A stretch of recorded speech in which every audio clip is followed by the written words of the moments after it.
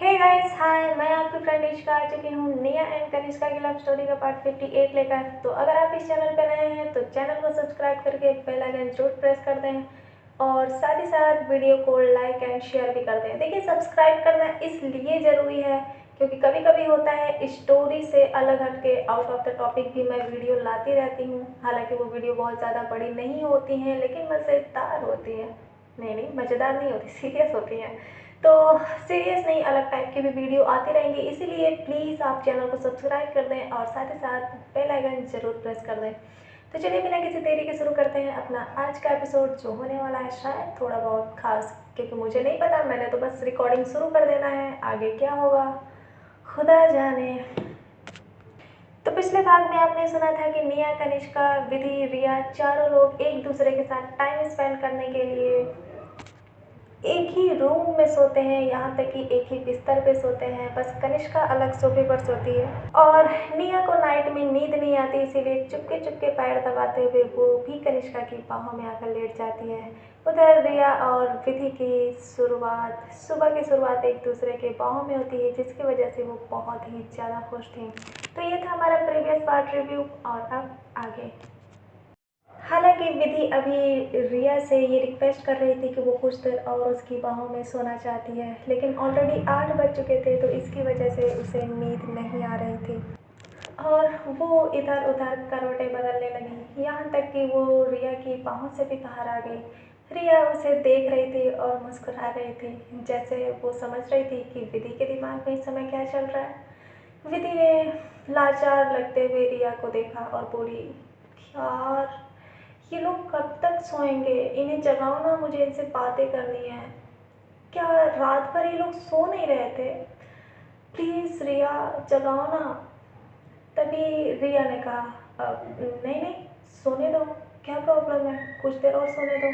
और वैसे भी आज किसी को कहीं जाना तो है नहीं, तो थोड़ी देर और सोने दो। इस पर विधि ने मुंह बनाते हुए कहा, नहीं ना, प्लीज़ प्लीज़ प्लीज़ प्लीज़ जगा दो इन्हें, मैं नहीं ये कर सकती। ये कनिष्का है ना, मुझ पर गुस्सा करेगी। प्लीज़ रिया, तुम जगा दो, तुम उसकी बेस्ट फ्रेंड हो ना, वो तुम पर गुस्सा नहीं करेगी।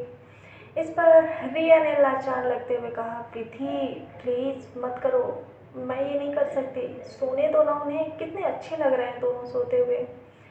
तभी विधि ने कहा, हाँ हाँ, पर ये जगते हुए और अच्छे लगते हैं, सो प्लीज़ विधि जगा दो, प्लीज़। जी नहीं, मैं बिल्कुल उन्हें नहीं जगाने वाली। और अगर आपको इतनी प्रॉब्लम हो रही है तो आप खुद क्यों नहीं जगा लेती? मैं ये रिस्क नहीं लेने वाली। ये कहकर विधि अपना मुंह दूसरी तरफ घुमाकर सो गई। रिया अपना मुंह दूसरी तरफ घुमाकर सो गई। विधि उसे कंफ्यूज होकर देखने लगी। आखिर रिया क्यों नहीं जगा रही थी? क्या उसे इतनी ज़्यादा अपने दोस्त की फिक्र थी कि वो अपने प्यार की बात नहीं मान सकती थी? विधि सैंटी हो गई और चुपचाप उठकर बेड पर बैठ गई। उसके गोद में एक पिलो रखा हुआ था और उसने उसे जोरों से पकड़ रखा था। उसने घूर कर उन दोनों को देखा और कुछ देर तक वो यूं ही उन दोनों को सुकून की नींद सोते हुए देखती रही। पर फिर न जाने उसके दिमाग में क्या आया, उसने अपनी गोद में रखा तकिया जोर से उन दोनों की तरफ मारा। लेकिन अगले ही पल वो हुआ जिसकी उम्मीद विधि ने तो क्या, रिया ने भी नहीं कर रखी होगी। रिया भी अपना मुंह घुमाकर विधि को ही देख रही थी और उसने भी उस तकिए को कनिष्का को मारते हुए साफ साफ देखा। लेकिन नींद में भी कनिष्का ने उस तकिए को पकड़ लिया जो ठीक निया के सर पे लगने वाली थी। अचानक विधि ये सब देखकर हैरान रह गई। ये क्या था? क्या कनिष्का सो नहीं रही थी? जैसे ही कनिष्का ने विधि के द्वारा फेंके गए उस तकिए को पकड़ा, उसने तकिया हटाकर घूर कर विधि को देखा, जैसे आंखों ही आंखों में इशारा कर रही हो। अरे आंखों से क्या, वो तो हाथों से इशारा कर रही थी। उसने सबसे पहले इस तकिए की तरफ इशारा किया, फिर निया की तरफ इशारा किया और फिर अपनी गर्दन की तरफ ऐसे इशारा किया जैसे वो इशारा होता है ना, खल्लास वाला, एकदम से वही इशारा। विधि ये देखकर चौंक गई और वो कनिष्का को घूर घूर कर देखने लगी। तो क्या कनिष्का उसे धमकी दे रही थी?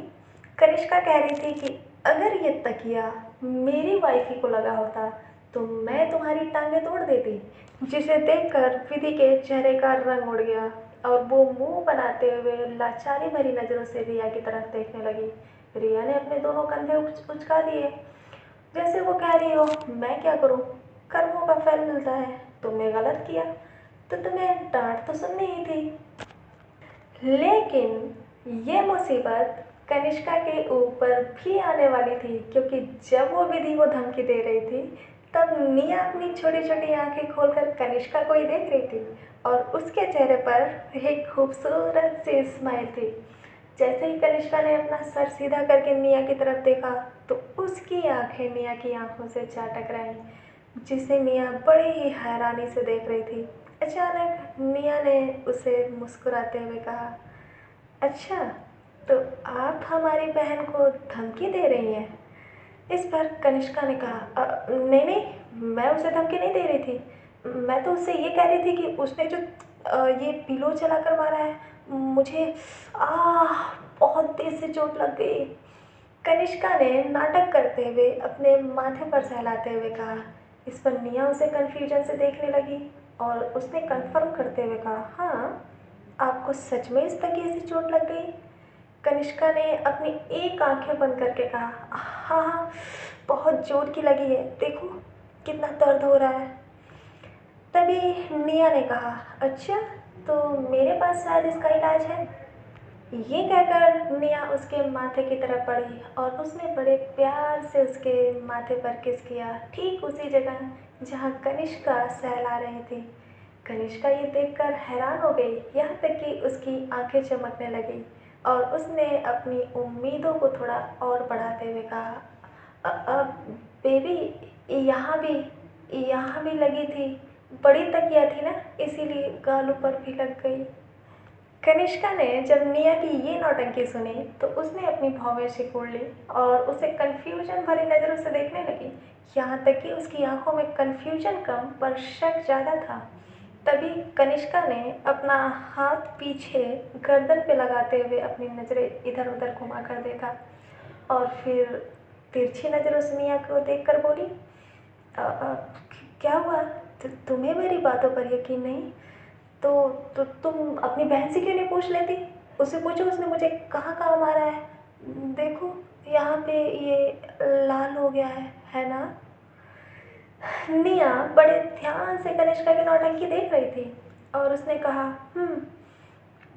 विधि से पूछने की कोई ज़रूरत नहीं है, अगर आपने कहा है तो ज़रूर लगी होगी। चलिए उसकी तरफ से मैं सॉरी कह देती हूँ, आई एम सॉरी।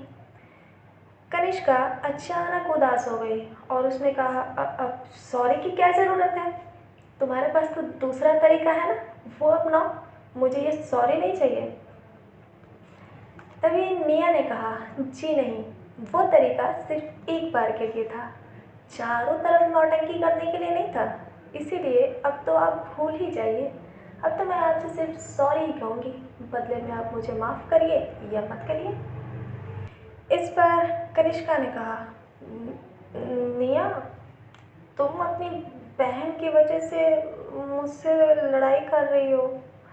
इस पर निया ने मुस्कुराते हुए कहा, अगर आपकी नौटंकी ख़त्म हो गई हो तो उठें, काफ़ी टाइम हो गया हो। तभी कनिष्का ने कहा, नहीं उठेंगे, पर एक शर्त पे। पहले कनिष्का ने इस बार अपने गालों पर अपनी उंगलियों से इशारा करते हुए कहा। निया ठीक उसकी बाहों में थी, इसीलिए उन दोनों की दूरी ज़्यादा नहीं थी और निया ने बिना किसी देरी के कनिष्का के ठीक उसी जगह पर किस किया जहाँ वो इशारा कर रही थी। ये देखकर कनिष्का अचानक मुस्कुराने लगी। तभी उनके कानों में एक तीखी सी आवाज़ आई, ओ हेलो, तुम दोनों का ये सुबह सुबह का अगर रोमांस खत्म हो गया हो तो क्या उठकर फ्रेश हो गए, हम सभी लोग नहाएं क्योंकि काफ़ी लेट हो चुका है। घड़ी में एक बार नज़रें घुमाओ, 8:30 हो रहा है, ठीक है? तभी विधि की बातों को कनिष्का ने जवाब देते हुए कहा, छोटी बंदरिया, तुम हम दोनों के प्यार पर नज़र लगा रही हो, तुम्हारे पास भी तो अपना। कनिष्का इतना कहते कहते रुक गई।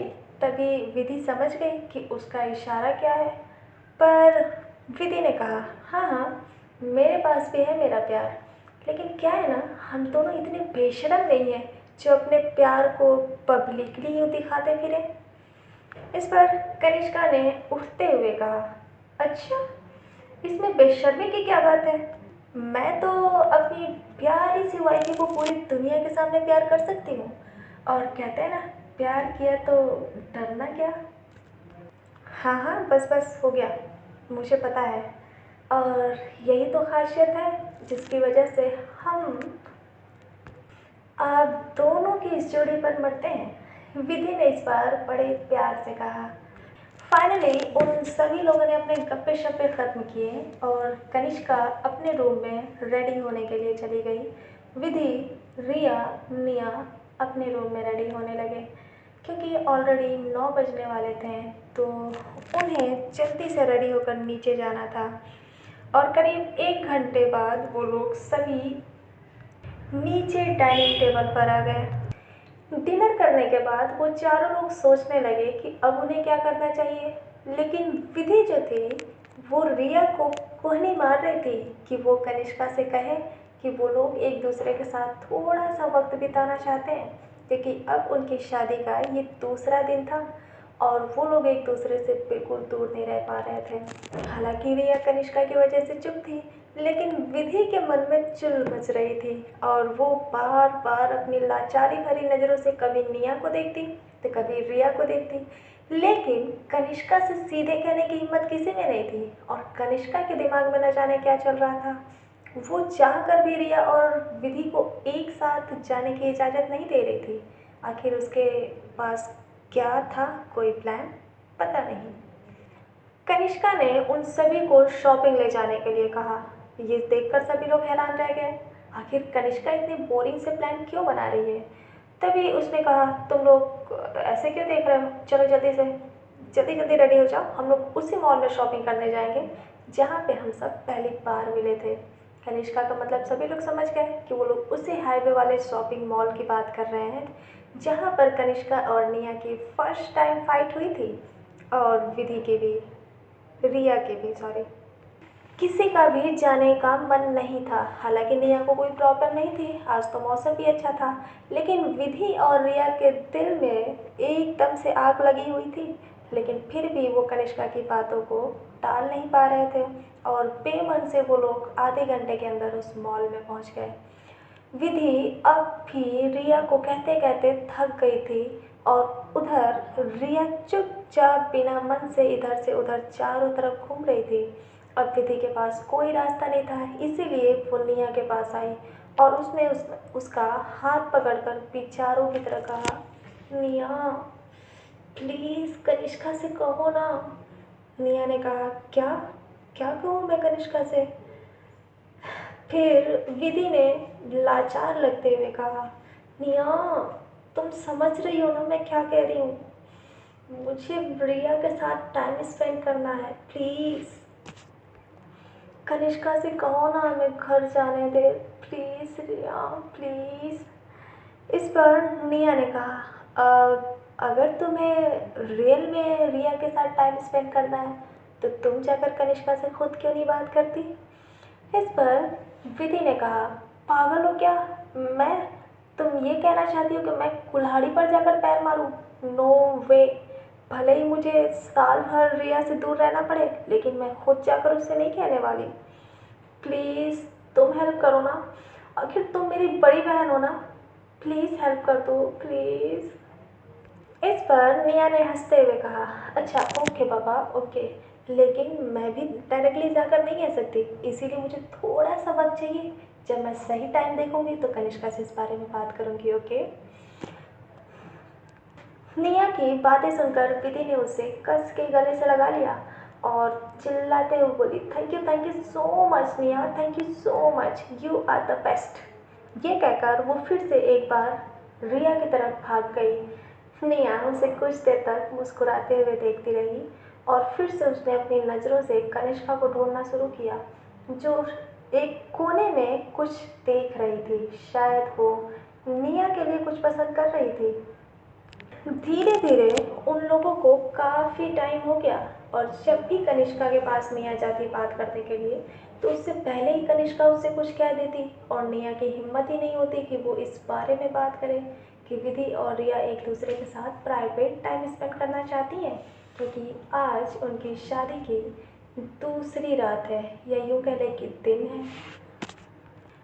पूरा दिन निकल गया, निया हिम्मत करके कुछ भी नहीं कह पाई।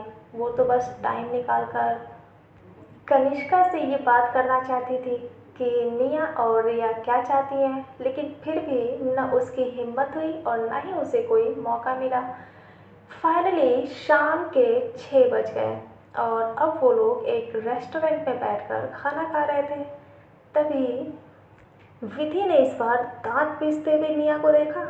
निया की आंखों में इस बार लाचारी थी, क्योंकि उसे लग रहा था कि वो सच में उन दोनों की हेल्प नहीं कर पा रही है और ये बहुत ज़्यादा बुरा था।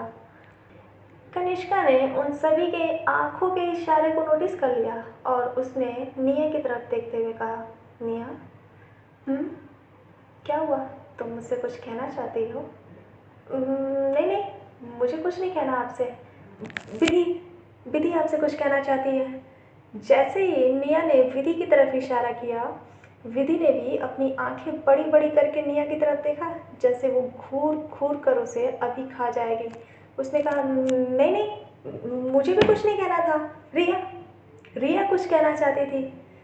रिया, कहो ना, तुम सुबह से कुछ कहना चाहती हो कनिष्का से। कनिष्का उन दोनों को हैरानी से देखने लगी।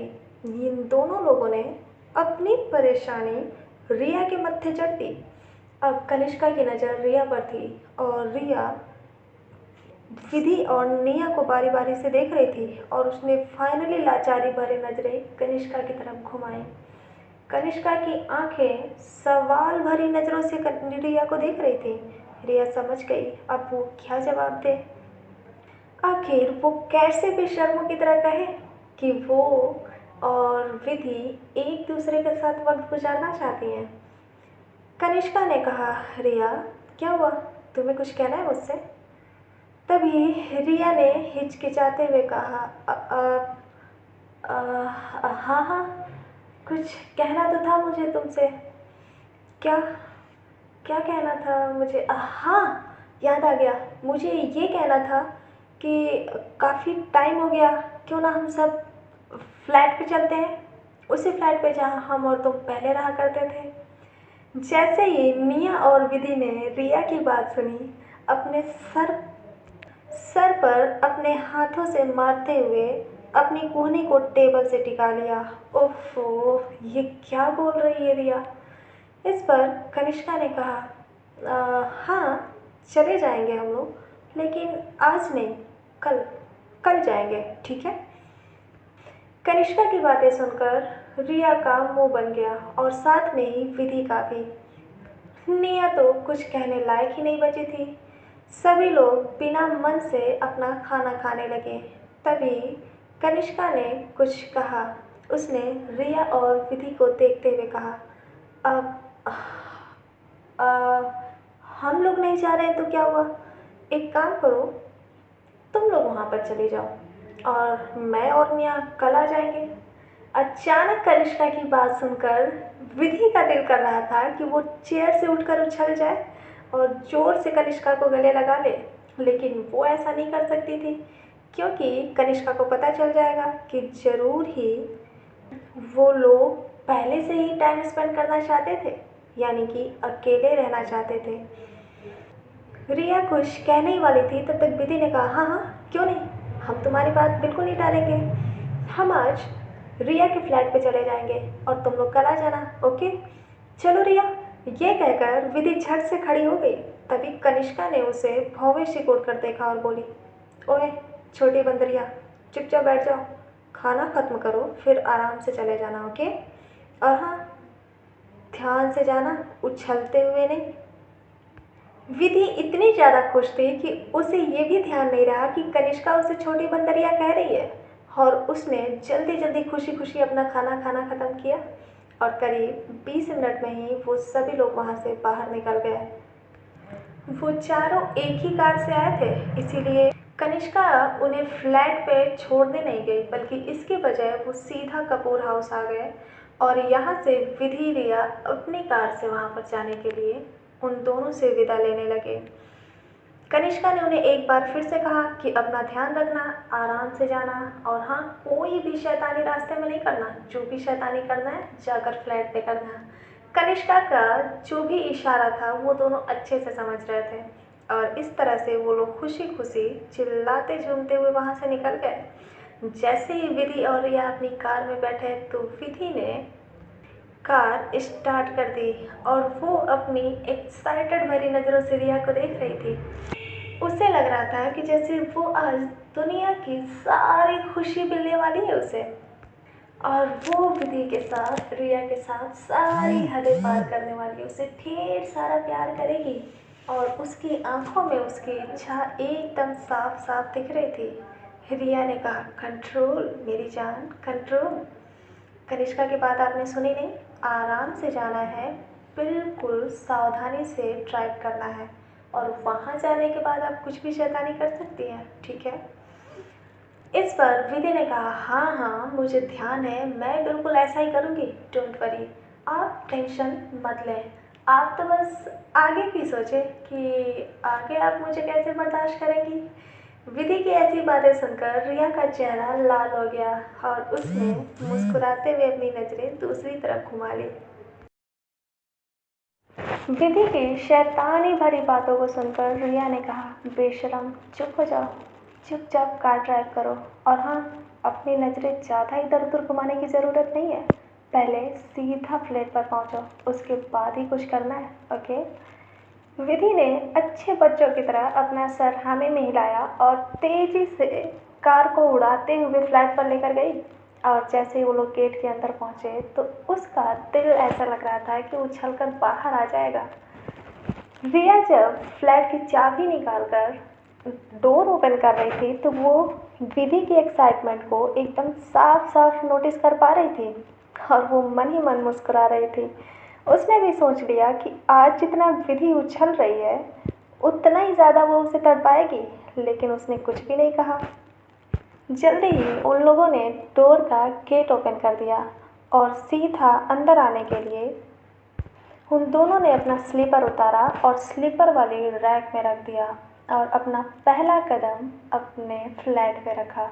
पर जैसे ही विधि ने अपना पहला कदम रखा उसे कुछ अजीब लगा और वो डर कर पीछे हट गई। रिया ने पूछा, क्या हुआ, तुम ऐसे क्यों रिएक्ट कर रही हो। तभी विधि ने कहा, रिया कुछ अजीब है, मेरे पैरों के नीचे कुछ ठंडा सा। तभी विधि की बातें सुनकर रिया कंफ्यूज हो गई, ठंडा सा क्या मतलब है। उसने पहले अपने फ़ोन का टॉर्च ऑन किया और सबसे पहले नीचे देखने के बजाय उसने बोर्ड की तरफ अपने फ्लैश लाइट को घुमाया। जल्दी ही बोर्ड उसे मिल गया और उसने स्विच ऑन किया, यानी कि फ्लैट की सभी लाइटों को ऑन किया जो बिल्कुल एंट्रेंस पे ही लगी हुई थी। एक एक करके उसने 4 बटन दबाया और देखते ही देखते सारी लाइट्स ऑन हो गई। पर जैसे ही उनके फ्लैट की लाइट्स ऑन हुई उन दोनों की आंखें फटी की फटी रह गईं, क्योंकि इस बार ये सारी लाइटें मेन स्विच वाली नहीं थी बल्कि सारी रोमांटिक कलरफुल लाइटें थीं। अचानक उनकी आंखें सामने का नज़ारा देखकर दंग रह गईं, क्योंकि जिस जगह पर वो लोग खड़ी थी, यानी कि जिस डोर पर वो लोग खड़ी थी, वहाँ से लेकर लिविंग एरिया तक पूरे सिर्फ फूलों की पंखुड़ियाँ बिछी हुई थी और वो लोग एक दूसरे का मुंह देखने लगी। उन्हें तो अपनी आंखों पर यकीन ही नहीं हो रहा था। रिया ने कहीं खोए खोए सा ही डोर को लॉक किया अंदर से और वो लोग धीरे धीरे अपने नंगे पैरों से अंदर की तरफ बढ़ने लगे। इस समय वो लोग सिर्फ और सिर्फ प्योर गुलाब की पंखुड़ियों पर चल रहे थे और कॉरिडोर से होते हुए लिविंग एरिया की तरफ बढ़ रहे थे। जैसे ही लिविंग एरिया में पहुंचे तो उनकी आंखें पहले से ज़्यादा बड़ी हो गईं। पूरा लिविंग एरिया खूबसूरत लाइटों से सजा हुआ था, गोल्डन इंटीरियर और उसके साथ साथ लग्जीरियस तरीके से कैंडल्स और बाकी चीज़ें लगाई गई थी। नीचे बड़ा सा हार्ट बना हुआ था और उस पर खूबसूरत कलरफुल लाइट किनारे पर लगी हुई थी। जैसे ही उन सभी लोगों ने, उन दोनों लोगों ने वहाँ का नज़ारा देखा तो वो एकदम दंग रह गई, क्योंकि पूरा फ्लैट ठीक वैसे ही सजा था जैसे नए नवेले जोड़े का घर होना चाहिए। अचानक उन्हें कुछ ध्यान आया, ये सब किसने किया? विधि ने अपनी चमकती हुई आंखों से रिया की तरफ देखा, लेकिन रिया की आंखों में भी वही सवाल था। उन दोनों ने कुछ देर तक सोचने के बाद एक साथ एक नाम लिया और दोनों ने कहा, कनिष्का। अचानक कनिष्का का नाम सुनकर वो लोग हंसने लगे। तो अब उन्हें ध्यान आया कि क्यों कनिष्का कल रात से उन्हें गोल गोल घुमा रही थी, खास तौर पे आज दिन में। विधि की आंखों में इस समय कितनी ज़्यादा खुशी थी वो बयां नहीं कर सकती थी, और सेम कंडीशन रिया की भी थी। घर का हर एक पर्दा चेंज कर दिया गया था, यहाँ तक कि बहुत सारी चीज़ें चेंज कर दी गई थी, और बिल्कुल सब कुछ देखकर, सारा इंटीरियर देखकर रोमांटिक वाली फीलिंग्स आ रही थी। इंसान का मूड भी ऑफ हो तब भी वो रोमांस करने के लिए पागल हो जाए, क्योंकि लाइट्स भी इतनी खूबसूरती से सजाई गई थी जिसका कोई जवाब नहीं था। ये तो लिविंग एरिया था। अचानक उनके ध्यान में आया, उनका रूम भी सजाया गया होगा। ये सोचकर वो दोनों रूम की तरफ बढ़ी, और जैसे ही उन लोगों ने अपना पहला कदम रूम में रखा तो वो एकदम हैरान रह गई। पहला कदम यानी कि डोर से ही उनके फ्लोर पर पूरी तरह से कालीन बिछाई गई थी, और वो भी इतनी सॉफ्ट कि वो लोग बेड के बजाय अगर फ्लोर पर भी पूरी रात बिताएं तब भी उन्हें कोई प्रॉब्लम नहीं होने वाली थी। कनिष्का ने हर एक चीज़ बहुत ही अच्छे से करवाया था। इस रूम में पूरी छत पे हाइलोजन वाले बैलून्स लगे हुए थे, जो दिखने में बहुत ही ज़्यादा रोमांटिक लग रहा था, क्योंकि सारे balloons golden colour, pure golden colour के थे, और उस रूम का इंटीरियर भी प्योर गोल्डन था। पूरा बेड खूबसूरती से सजा हुआ था, ओल्ड ज़माने की तरफ फूलों से नहीं बल्कि पर्दों से, और कुछ अलग तरह की रोमांटिक चीज़ें यूज की गई थी। पूरे रूम में प्योर रोजेस सजाए गए थे, और इसी के साथ साथ उनके बेड पर भी हार्ट का रोजेस, रेड कलर के फुल रोजेस से हार्ट बनाया गया था, और उस पे एक खूबसूरत सा बीचों बीच बॉक्स रखा हुआ था। जब उन दोनों की नज़र उस बॉक्स की तरफ पड़ी तो अचानक वो लोग एक दूसरे का मुंह देखने लगे, और वो लोग कन्फ्यूजन भरी नज़रों के साथ उस बेड तक पहुँचे। हालांकि वो लोग काफ़ी एक्साइटेड थे एक दूसरे के साथ वक्त गुजारने के लिए, लेकिन जैसे ही उन लोगों ने ये खूबसूरत सी डेकोरेशंस देखी तो वो लोग ये भूल ही गए कि उन्हें एक दूसरे के साथ प्राइवेट मोमेंट स्पेंड करना था, यानी कि ये वही वक्त था जिसका इंतज़ार उन्हें न जाने कब से था। विधि उस बॉक्स को ओपन करने के लिए उधर बढ़ ही रही थी कि तभी रिया ने उसका हाथ पकड़ लिया, और उसने कहा, विधि, इन सब का बहुत टाइम है, चलो आज पूरा दिन तुम थक गई हो ना, तो सबसे पहले शावर ले लो, उसके बाद ये सब चेक करना। रिया की बातें सुनकर विधि लाचारी भरी नज़रों से उसे देखने लगी, और उसने बच्चों की तरह जिद करते हुए कहा, नहीं, मुझे शावर नहीं लेना रिया, मैं और टाइम स्पेंड नहीं करना चाहती, तुम चलो। विधि की ऐसी बेशरम भरी बातें सुनकर रिया उसे कन्फ्यूजन भरी नज़रों से देखने लगी, और उसने उसे कंधे पर हल्का सा मारते हुए कहा, बेशरम, कैसी बकवास कर रही हो, चलो जाओ, जिद मत करो, और सबसे पहले शावर लो, उसके बाद ही यहाँ पर आना है। तभी विधि ने पैर पटकते हुए कहा, रिया प्लीज़, तुम तो अब कनिष्का की तरफ मत करो ना, प्लीज़, मुझे भूख लगी है। ये कहकर विधि रिया की तरफ बढ़ने लगी, तभी रिया ने पीछे हटते हुए कहा, पहले शावर, उसके बाद कुछ मिलेगा आपको, ठीक है? अगर आप शावर नहीं लेने गई तो भूल जाइए, मुझे छू भी नहीं पाएंगी आप पूरी रात। रिया की ऐसी धमकी सुनकर विधि ने अपने हाथ की मुट्ठी कस के बांध ली और पैर पटकते हुए वहाँ से चली गई। उसे ऐसे जाता देख विधि मुस्कुराने लगी। रिया के होठों पर बड़ी सी स्माइल थी। वो विधि की हालत को काफ़ी अच्छे से समझ रही थी। ऐसा तो नहीं था कि सिर्फ विधि की ऐसी हालत थी, रिया भी उसके साथ टाइम स्पेंड करने के लिए पागल हुए जा रही थी। इसीलिए जब विधि रिया के रूम में शावर ले रही थी तो वो कनिष्का वाले रूम में चली गई और उसने जल्दी से शावर लेकर अपने बाल सुखाने के लिए वापस से अपने रूम में आ गई। जब वो रूम में आई तो विधि ऑलरेडी बाहर निकल चुकी थी। इतनी तेज़ी से काम करते देख रिया कंफ्यूज हो गई। ओफो, आज विधि को हुआ क्या है? विधि सिर्फ नहा कर ही नहीं आ चुकी थी, बल्कि उसने ऊपर से नीचे तक सिर्फ एक ही टॉप पहन रखा था जो कि उसके थाई तक आ रही थी। बाकी नीचे उसने कोई भी पैजामा या जीन्स नहीं पहन रखी थी। पर हैरानी की बात ये नहीं थी, हैरानी की बात तो ये थी कि रिया ने भी सिर्फ सिंगल शर्ट पहन रखी थी और जिसे देखकर विधि की आंखें चमकने लगी, क्योंकि रिया अभी अभी नहा कर आई थी और उसके गले से पानी की बूंदें धीरे धीरे उसके शर्ट के नीचे जा रही थी, जिसे देखकर ऐसा लग रहा था कि विधि का गला सूख रहा हो। लेकिन रिया ने उसे पूरी तरह से इग्नोर कर दिया और वो टॉवल से अपने बाल सुखाने लगी। विधि ये देखकर हैरान रह गई।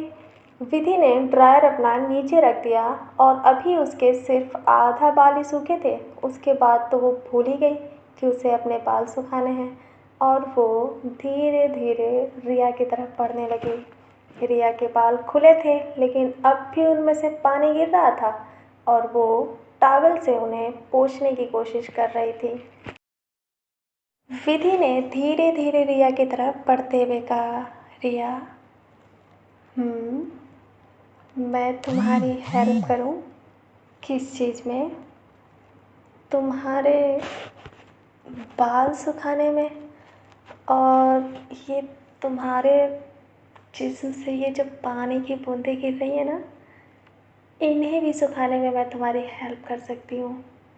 इस पर रिया ने कंफ्यूज लगते हुए कहा, अच्छा, वो कैसे? तभी विधि रिया की तरफ बढ़ने लगी और उसने कहा, वो तो मैं करके बताऊंगी। अपनी बात कहते कहते विधि धीरे धीरे रिया के करीब आकर खड़ी हो गई और वो रिया की तरफ बढ़ने ही वाली थी कि तब तक रिया ने उसके माथे पर हाथ रख दिया और उसे पीछे करते हुए बोली, जी नहीं, मैं अपना काम खुद कर सकती हूँ, इसलिए आप तकलीफ़ ना उठाएं, जाएं चुपचाप आराम करें, मैं अभी बाल सुखा कर आ जाऊँगी, ठीक है? इस पर विधि ने मुंह बनाते हुए कहा, रिया, अब भी नहीं, मैं नहीं जाने वाली, मैं तो तुम्हारी हेल्प करूँगी, तुम मेरी हेल्प लो या ना लो, मैं तुम्हारी हेल्प करूँगी। इस पर रिया ने कहा, अच्छा, तो आप मेरी हेल्प ज़बरदस्ती करेंगी? जी हाँ, आप भूल रही हैं कि अब मैं आपकी वाइफ ही बन चुकी हूँ, तो मैं ज़बरदस्ती कुछ भी कर सकती हूँ। उस पर रिया ने कहा, अच्छा, तो फिर करके दिखाइए। तो क्या आप मुझे चैलेंज कर रही हैं? विधि ने अपनी तीखी नज़रों से रिया को देखा और रिया ने भी बेफिक्री से कहा, हाँ, यही समझ लीजिए। इस पर विधि ने कहा, ओके, चैलेंज एक्सेप्टेड। ये कहकर वो धीरे धीरे रिया की तरफ बढ़ने लगी। रिया ने अपना टॉवल नीचे रख दिया, यानी कि बेड के सिराने पर टांग दिया और वो अपना कदम पीछे करते हुए धीरे धीरे नीचे बढ़ने लगी। जैसे जैसे विधि उसकी तरफ बढ़ रही थी वैसे वैसे रिया पीछे की तरफ बढ़ रही थी। अचानक सा बिना किसी देरी के रिया मुड़ गई और वो वहाँ से भागने लगी। तभी विधि ने कहा, रिया, रिया रुको, तुम ऐसा नहीं कर सकती, तुम मुझसे दूर नहीं भाग सकती। तभी रिया ने कहा, मैं कुछ भी करूँगी और तुम मुझे पकड़ के दिखाओ। ये कहकर वो रूम का डोर ओपन करके सीधा लिविंग एरिया की तरफ भाग गई। विधि भी उसके पीछे भागी। और इस वक्त अब रिया रिया इस वक्त भागते हुए लिविंग एरिया के सोफे के पीछे आकर खड़ी हो गई और वो विधि से बचने के लिए उस पर रखे सभी पीलों को वन बाय वन करके उसके ऊपर फेंकने लगी। तभी विधि ने कहा, रिया रिया क्या कर रही हो? प्लीज़ मुझे ऐसे परेशान मत करो। रिया प्लीज़ आओ ना मेरे पास, तुम क्या कर रही हो? तभी रिया ने कहा, क्यों, तुम अपनी शर्त भूल गई? तुमने ही तो कहा था कि तुम आज मुझे पकड़ कर दिखाओगी, तो चलो जल्दी से मुझे पकड़ कर दिखाओ। आज उनकी फर्स्ट नाइट थी और वो लोग यहाँ बेवकूफ़ों की तरह एक दूसरे को पकड़म पकड़ाई खेल रहे थे। भला वहाँ कनिष्का और निया इस बारे में जानेंगी तो उनका तो दिमाग ही ख़राब हो जाएगा। रिया अपनी तरफ से पूरी कोशिश कर रही थी कि वो विधि से दूर रहे और विधि अपनी तरफ से पूरी कोशिश कर रही थी कि वो रिया को जल्दी से पकड़ ले।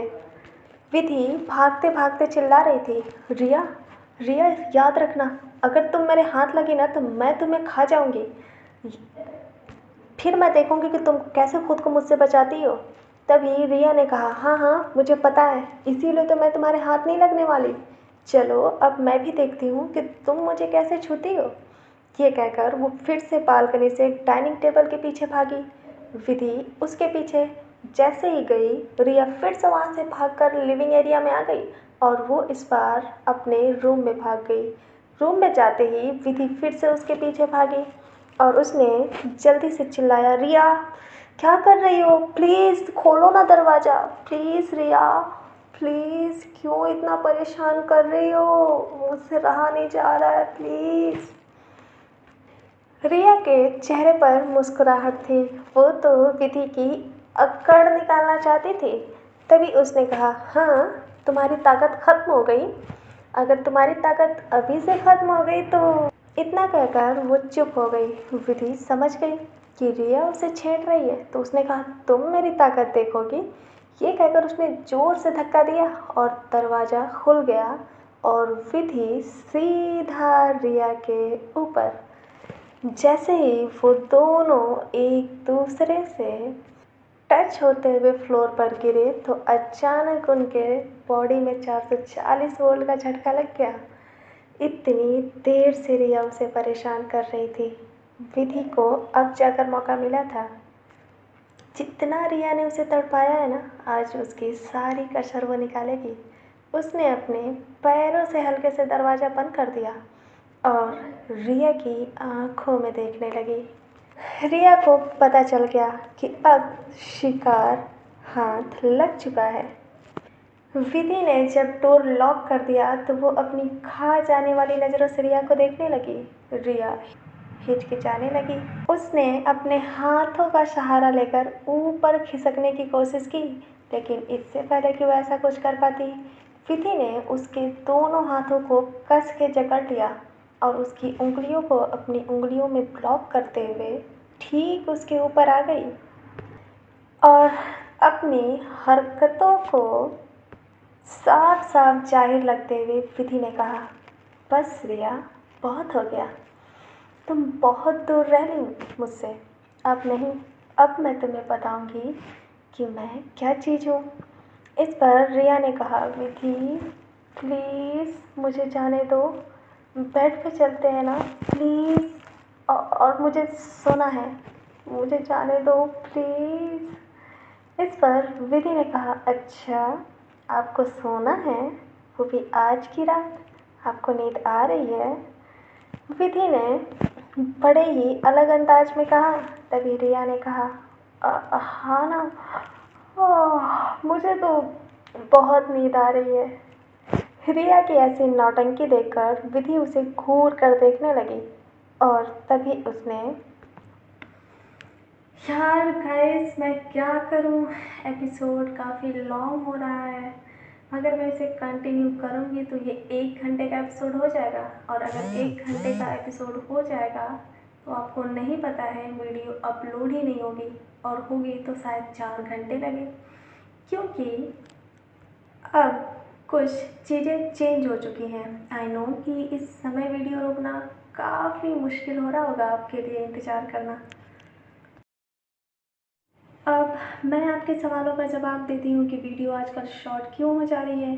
तो इसका रीज़न 2 है गाइस। ज़्यादा लॉन्ग यानी कि 1 घंटे तक मैं कंटिन्यू वीडियो रिकॉर्ड करती हूँ, तो लास्ट में जाते जाते या फिर बीच में ही मेरी एनर्जी एकदम डाउन हो जाती है, क्योंकि आपको पता है मैं पूरे दिन बिजी रहती हूँ और फाइनली नाइट में मुझे टाइम मिलता है, तो इसीलिए जल्दी ही मेरी एनर्जी डाउन हो जाती है, फिर वीडियो का मज़ा किरकिरा हो जाता है। और दूसरा रीज़न ये है कि जब भी वीडियो आधे घंटे से ऊपर जाती है तो अपलोडिंग में काफ़ी प्रॉब्लम होने लगी है। पहले ऐसा नहीं होता था क्योंकि चैनल यूट्यूब पार्टनरशिप का हिस्सा नहीं था, पर अब कुछ दिनों से ऐसा हो गया है। तो इसीलिए मैं चाहूँ भी तो ज़्यादा लॉन्ग वीडियो अपलोड नहीं कर सकती, क्योंकि इसमें बहुत लंबी प्रोसेस जाती है और मुझे प्रॉब्लम भी होती है। जब चैनल एक्टिव हो जाता है यूट्यूब के गाइडलाइन के अनुसार, तो बहुत सारी प्रॉब्लम आने लगती है लॉन्ग वीडियो में, ख़ास तौर पर जब इस तरह की वीडियो हो जिस तरह की हम लोग अपलोड करते हैं। तो मैं बहुत कम शब्दों में आपको समझा रही हूँ, आई होप कि आप समझे मेरी प्रॉब्लम। ज़्यादा लॉन्ग वीडियो होंगी तो सिर्फ अपलोडिंग में ही नहीं प्रॉब्लम आएगी, बल्कि कई तरह की प्रॉब्लम आ जाएगी जिससे सर दर्द होगा। तो मैं इसे अवॉइड करने के लिए शॉर्ट वीडियो डाल रही हूँ, ठीक है। तो आई होप कि आप सभी लोग मैनेज करेंगे, और मैं थोड़ा सा लॉन्ग यानी कि 40 मिनट्स की वीडियो तो करूँगी ही नेक्स्ट एपिसोड में, क्योंकि वो हो ही जाएगा, वो तो अपने आप ही हो जाएगा। तो प्लीज़ अपना पेशेंस बनाए रखिएगा, और हमेशा की तरह इस चैनल और मुझे ढेर सारा प्यार देते रहिएगा। और हाँ, क्या आपको कुछ पूछना था? मुझे लग रहा है कि हाँ पूछना था इंस्टाग्राम अकाउंट के बारे में। तो वो सब छोड़िए, वो मैंने किन रीजंस की वजह से पेंडिंग रख रखा है मैं आपको वक्त के साथ बता दूँगी, लेकिन अभी उस बारे में बात नहीं करूँगी। तो चलिए, मैं आपकी फ्रेंड इश्का लेती हूँ विदा। मिलते हैं नेक्स्ट एपिसोड में, तब तक के लिए tata bye bye, love you all.